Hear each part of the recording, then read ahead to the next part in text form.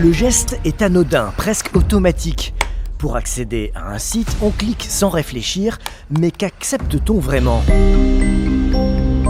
Pour le savoir, nous rencontrons François Desruty, expert en cybersécurité. Grâce à lui, nous allons visualiser ce qu'il se passe quand j'accepte un cookie.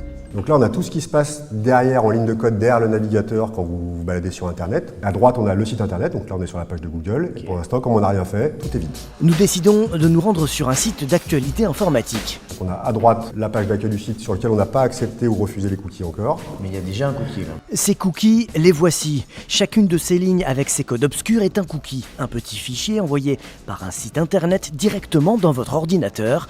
Certains sont inoffensifs. En enregistrant par exemple la langue ou le type de machine utilisée, ils permettent le bon fonctionnement du site internet. Maintenant, on va accepter tous les cookies. Sur la fenêtre de gauche, là, on va les voir s'enregistrer direct. un par un en direct. Alors on voit que les cookies sont en train d'être enregistrés Exactement. sur mon navigateur. 1, 2, 3, 4, 5, 6, ça va très vite. Des dizaines d'autres cookies s'installent en quelques secondes. Parmi eux, beaucoup sont issus de régies publicitaires.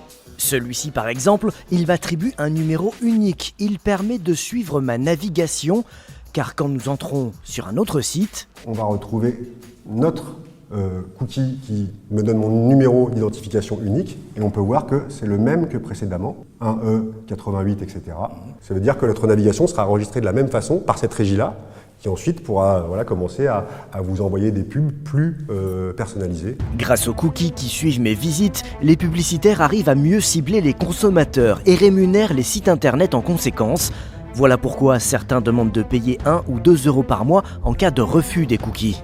C'est tout à fait légal, à condition que le consentement de l'utilisateur soit éclairé et librement consenti. Et c'est loin d'être toujours le cas. Pour en savoir plus, direction Grenoble. Dans ce laboratoire de l'INRIA, les chercheurs travaillent sur la protection de nos données personnelles. Vincent Roca et son équipe ont récemment démasqué une demande d'autorisation de cookies particulièrement retors. Si je fais continuer sans accepter, on arrive à cette notion de cookie solidaire et on nous explique que si on accepte les cookies, si on accepte d'être tracé, eh bien, une certaine somme sera reversée à une association de mon choix. Je peux choisir l'association. C'est du chantage affectif. Tout à fait, surtout qu'en plus, il y a un deuxième niveau de design manipulatoire, à savoir que, effectivement, j'accepte, c'est gratuit et davantage mis en évidence que je refuse. Donc c'est vraiment quelque chose qui est doublement problématique. Et une fois acceptés, les cookies permettent bien au site de vendre nos informations. Ivan Baheu a par exemple analysé les échanges d'un site marchand au moment de la validation de mon panier. Il y a un truc tout bête là. Je vois Facebook. Quand je vais dans mon panier, Facebook reçoit quelque chose. Tout à fait, donc Facebook va pouvoir recevoir peut-être une partie du panier, une partie des données plus ou moins identifiantes de l'utilisateur. Suivi de mes achats, profilage publicitaire, il vaut peut-être mieux prendre le temps d'aller refuser les cookies optionnels quand c'est possible. Si ce n'est pas le cas, des ONG ont créé des petits programmes comme Privacy Badger ou uBlock Origin.